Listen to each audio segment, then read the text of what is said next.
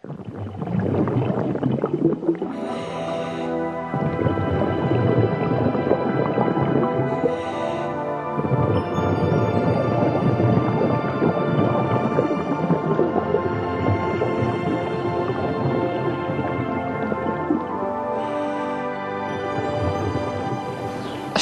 potápanie väčšinou radíme k tým športom, ktoré u nás patria k menej populárnym.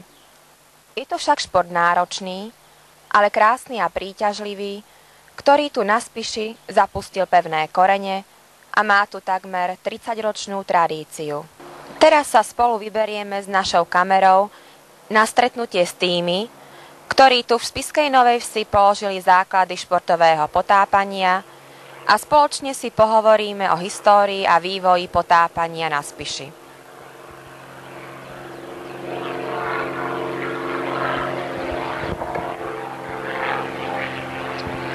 Vítam vás na našom stretnutí veteránov klubu športového potápania a dovoľte mi vás predstaviť. Karol Dzurík, Jozef Dolanský, Eja Richtarčíková, Peter Rihák, Juraj Hreha. Prvú otázku položím hneď prvému z vás, Karolovi Dzuríkovi. Čo vás priviedlo k potápaniu vôbec? Tak ako väčšina mladých ľudí priťahuje voda a vodné športy, tak aj ja som začínal tým, že sme s priateľmi si postavili kajaky, ktoré sme používali na Hornáde, potom sme ich neskôršie preniesli na dedinky. No a tým, že tam bola veľká vodná plocha, tak som dostal myšlienku, že by bolo dobre urobiť si nejakú plachetnicu, ktorú sa aj podarilo nám urobiť, pri ktorej pomáhal mi aj tu na priateľ Jozef Dolanský. No a v tom čase, keď sme už mali plachetnicu, tak sme boli zvedaví, čo aj po tú vodu je. Tak sme sa snažili nejaký materiál posáňať na potápanie. No a ja sa pamätám, som v Košicách objavil plutvy, tak som si kúpil, no a nechcel som, aby manželka zbadala, že zazda čo vymýšľam, tak som si ich skryl do pračky. No a potom som fakticky začal sa spolu s Ďoďom tu tak potápať do takých menších hĺbok. Spočiatku tá výstroj bola isto taká amatérska, lebo sa šili tie veci len obyčajne. No a neskôršie sme sondovali, že či by sa to nedalo aj cez Vázarm nejaký materiál zohnať a rozšíriť na takú profesionálnu základňu. Ujal sa toho potom viac Jozef, ktorý začal potom viac vybavovať, no a on k tomu by mohol viac tomu povedať, jak to potom sa dokončilo. Vás sa teraz opýtam, vy ste začínali s tým športovým potápaním len tak sám od seba. Čo vás k tomu priviedlo?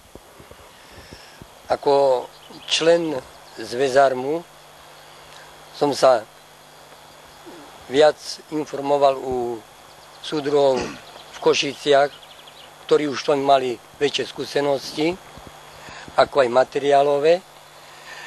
Tí nás ako pozvali na výcvik v 62. roku na dedinkách, ktorý sa konal. Tam nám svoje vybavenie prepožičali, nejakú tú odbornú literatúru, skúsenosti ich, a tým sme začali športové potápanie. Nebolo to veľmi vážne, nakoľko sme materiálové boli úplne bez vybavenia. Sprvu sme na požičaní skúšali a neskôršie sme si zadovažili aj svoje. Čiže neboli to žiadne neoprenové obleky, ako sú teraz. Povedzte nám trošku niečo o tom. Nie sú to. Takéto vybavenie vtedy ešte nebolo, ale hľadali sa možnosti, ako tú teplotu vody trošku zvýšiť, nakoľko dedinky je chladná voda. Skúšali sme rôznymi teplým prádlom, ktoré tiež niečo pomohlo, rôznymi suchými oblekmi a myslím, že na tú dobu to bolo pomerne aj dosť dobre vybavenie. A čo sa týka technického vybavenia? Prvú sme si pokúšali urobiť nejako aj prístroje sami, no nakoľko nebolo dostupné k tomu, tak nás vybavil sväzar 2 prístrojmi typu Slavíček. To už bolo lepšie. Problém sme mali zase so stlačeným vzduchom, ktorý v blízkosti Spišskej Novej Vsi nebol. Museli sme ho dovážať až z Popradu z vagónky, vo veľkých stlačených fľašách. Potom sme prepúšťali do tých malých prístrojov. To bolo ešte stále pod zväzármom Košice? Nie, to už bolo ako pod zväzárom Spišská Nová Ves. Pokúšali sme sa už založiť svoj vlastný oddiel, ktorý zo začiatku mal asi tak 4 členov, ale získavali sme ďalších mladých, koľko potápanie sa to mladým páčilo. Je to šport odvážnych. Váš klub má taký zvláštny názov Manta. Koho to vlastne napadlo, alebo prečo takýto názov vznikol?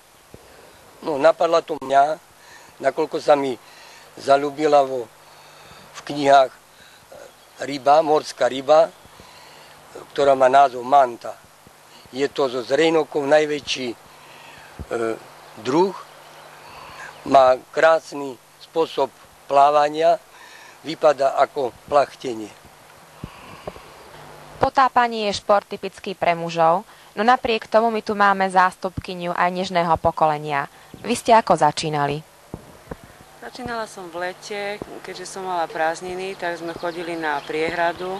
Rodina tam mala chatu, Ďuri Harasty, ktorý bol aj medzi zakladateľmi potápackého oddielu.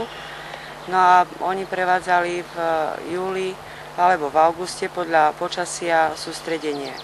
Takže som sa nejako tak dostala k tomu, že som to najprv pozerala, rada mám vodu, takže som bola zvedavá, ako to je, vek som na to mala, takže som sa nejak tak nahovoriť, obliekli ma do toho a sme začínali.